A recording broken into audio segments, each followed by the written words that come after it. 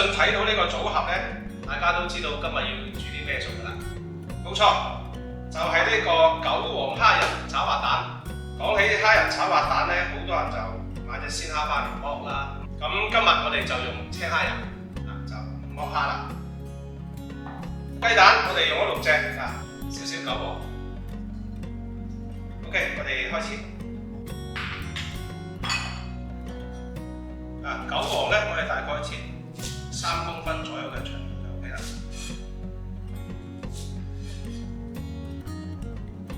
啲蝦仁我哋索乾佢啊。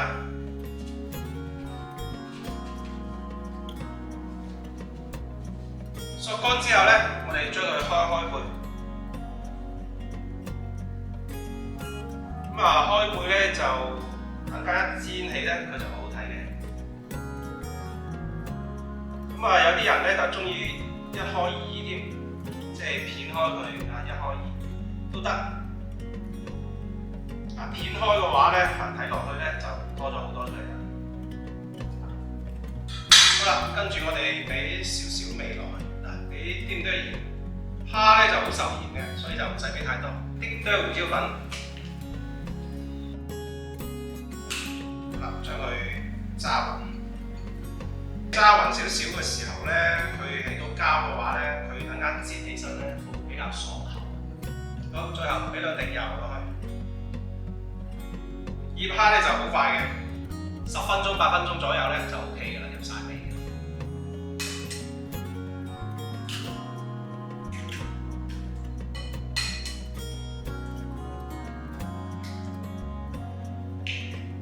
雞蛋又係好受鹽嘅，所以咧鹽唔好落咁多啊。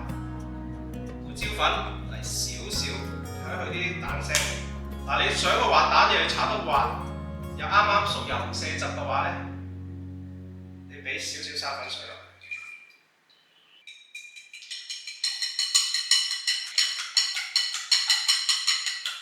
好打勻佢，咁 OK 啦。好炒雞蛋咧，高溫即係又熱又高溫嘅時候，油溫又高嘅時候咧，雞蛋咧一落鑊，佢會產生一個膨化，出嚟嘅效果咧就係起晒泡泡，就好似我哋食5柳炸彈咁樣。佢一掉落油度，溫度高，佢就產生膨化嘅作用。咁而滑蛋咧，佢就要求要快手啦，同埋咧個油溫就唔需要太高。OK， 我哋而家嘅溫度我哋先嚟個中火。中火嚟做咩咧？我哋先煎咗個蝦先，係啦。好啦，蝦仁啱先已經撈到佢起膠㗎啦，而家我哋擺落嚟煎佢。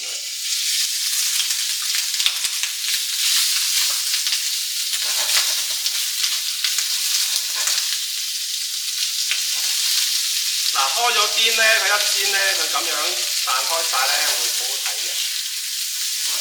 我覺得佢咁樣咧出嚟嘅效果咧，係會比你唔開邊佢會靚仔啲。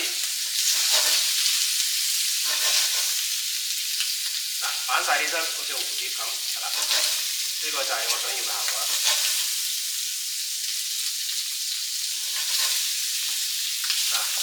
煎到佢少金黃啦。好似而家咁就得啦，收佢埋一邊先，跟住韭黃，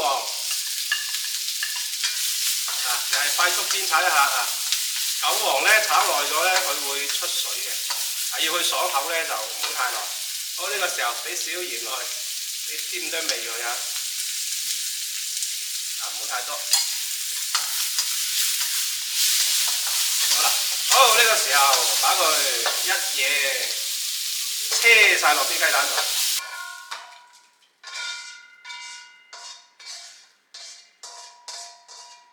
鑊入邊重新俾油，呢度撈一撈佢輕輕撈一撈佢。剛開始咧個鑊熱啲唔怕嘅，熱少少唔怕嘅。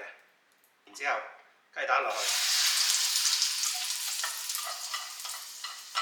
邊邊呢啲咧明顯就因為嗰啲油溫高唔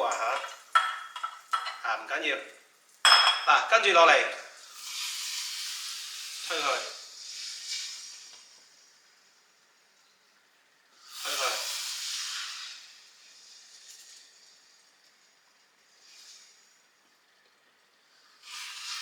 去。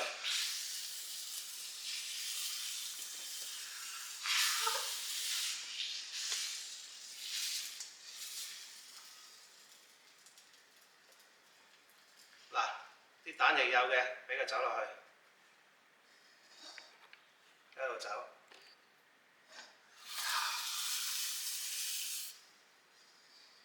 啊，熟過嗰啲堆喺面啊。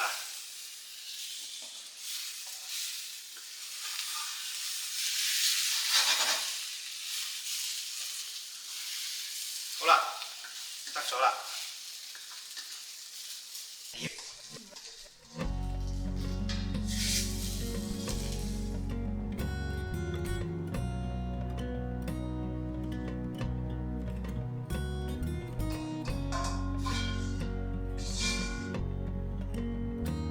好，韭黃蝦仁炒滑蛋。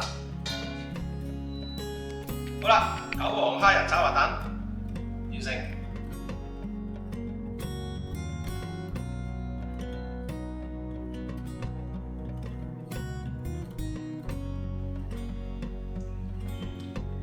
咁正嘅蝦仁炒滑蛋，你都嗱嗱臨試下。